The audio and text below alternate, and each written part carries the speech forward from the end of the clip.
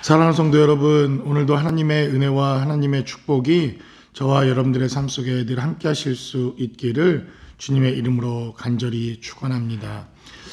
11월 달이 되었습니다. 이제 2021년도도 11월과 12월 두 달 남아있는 이 상황에서 우리가 오늘 기록되어져 있는 욥기라고 하는 이 하나님의 말씀을 통해서 지난 시간 우리가 고난과 고통 속의 시간을 보내왔던 코로나의 시간들을 잘 보내고 새해를 우리가 잘 설계하며 어떻게 인생들을 잘 준비할 수 있을지 고난으로부터 배우는 하나님의 지혜와 하나님의 능력은 무엇인지 욥기를 통해서 계속 하나님의 말씀을 나누어 보기를 원합니다.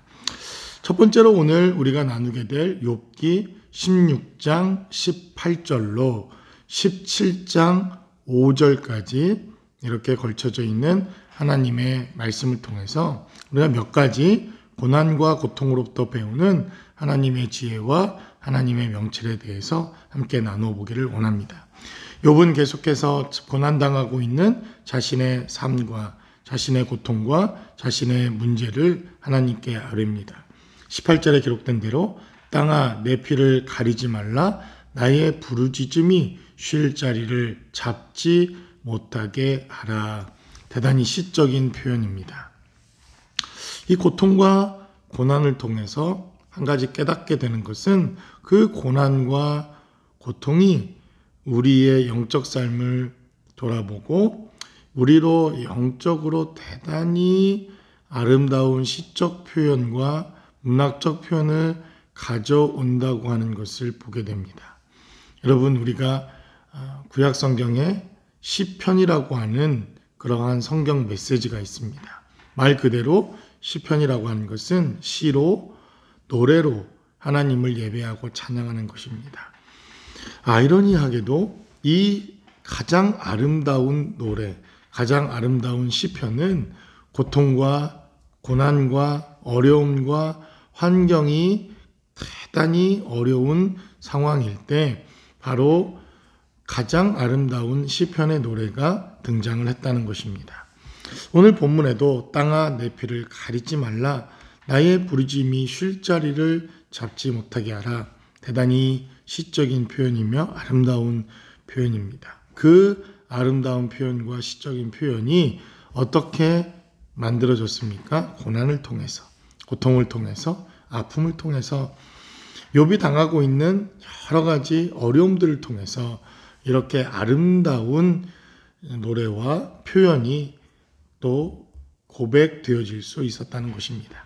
그러니까 이 고통과 고난이라고 하는 것은 우리의 언어를 또 우리가 하나님께로 향하는 우리의 삶의 모습을 또 우리가 하나님의 은혜를 노래하고 찬양하는 데 있어서 대단히 아름다운 결과를 가져올 수 있다고 하는 것을 우리는 이 욥의 고백을 통해서 깨닫게 됩니다.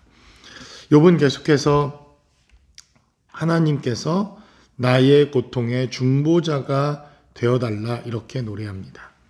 19절에 기록된 대로 지금 나의 증인이 하늘에 계시고 나의 중보자가 높은 데 계시니라. 이 고통과 자신의 육체 사이 그리고 친구들로부터 당하는 여러 가지 어려움의 환경 사이 이러한 고통과 고난의 사이에 바로 중보자가 계시다고 하는 것을 욥은 깨닫게 됩니다. 그 중보자가 누구입니까? 바로 구약 성경에 등장하고 있는 메시아입니다. 그 메시아는 바로 예수님을 의미하는 것입니다. 이 고난과 고통을 통해서 욥 또한 예수님을 바라보게 되었다는 것입니다. 메시아가 이 땅에 도래할 것을 노래하고 메시아에 대한 희망과 소망을 갖게 되었다는 것입니다. 여러분, 이것은 대단히 중요합니다. 바로 구약 사람들도, 구약에 있었던 사람들도 메시아를 바라봄으로 그들은 구원에 참여하는 자들이 됩니다. 구약의 성도들, 구약의 사람들, 구약에 기록되어져 있는 모든 사람들도 오직 예수 그리스도 이외에는 구원의 반열에 들어설 수 없기에 그들은 직접 메시아를 보지는 못하게 됩니다. 그러나 그들이 어떻게 이 구원의 여정 속에 포함되어집니까? 그것은 바로 그들이 메시아를 바라보고 메시아가 올 것을 도래하고 메시아에 대한 희망과 소망을 노래함으로써 그들은 이 구원이라고 하는 역사를 함께 이루어가는 역사적인 하나님의 경륜과 섭리에 참여하게 되는 것입니다. 바로 19절에 기록된 대로 지금 나의 증인이 하늘에 계시다. 그는 그렇게 노래합니다. 고통과 고난이 아니었다고 한다면 욥은 어쩌면 이 메시아를 중보자를 그가 소망 가운데 두며 살아가기 어려웠을지도 모릅니다. 물론 그는 대단히 종교적으로 뛰어난 사람이었고 종교성이 대단히 강한 사람이었을 뿐만 아니라 신앙심이라고 하는 것이 대단히 잘 훈련된 사람입니다. 그러나 신앙이 잘 훈련되어진 것과 메시아에 대한 소망을 가지고 살아가는 것은 이야기가 다른 것입니다. 바로 이 고통과 고난과 어려움이 메시아를 향한 희망과 메시아를 향한 소망을 바라보는 열쇠가 되고 또 여정이 되었다고 하는 것, 이것을 우리는 욥기를 통해서 깨닫게 됩니다. 21절에 기록된 대로 사람과 하나님 사이에와 인자와 그 이웃 사이에 중재하시기를 원한다. 바로 욥은 하나님이 개입하셔야만 이 고난과 어려움이 해결될 수 있다고 하는 것을 그는 계속해서 노래합니다. 17장 1절로 5절까지도 그는 자신의 고통에 대해서 계속해서 노래합니다. 자신의 고통과 고난에 대해서 하나님께 계속 자신의 어려움을 토로하게 됩니다. 바로 이러한 어려움과 나와의 삶의 자리, 또 하나님과 나와의 삶의 자리, 나와 이웃들과의 삶의 자리, 이 모든 곳에 중재하시는 하나님이 필요하다고 하는 사실을 욥은 누구보다도 잘 알고 있었습니다. 바로 이 고통과 고난을 통해서 그가 깨닫게 되어진 지혜와 명철입니다. 바로 이 고통이라고 하는 것, 그 누구도 원치 않는 우리의 일상의 삶의 아픔이 바로 메시아에 대한 소망과 메시아에 대한 희망으로 바뀌게 되어지면 우리에게 메시아가 왜 필요한가 하는 것을 우리는 깨닫고 알게 됩니다. 17장 1절로 5절까지 메시아에 대한 소망과 희망을 노래했던, 그리고 그 메시아의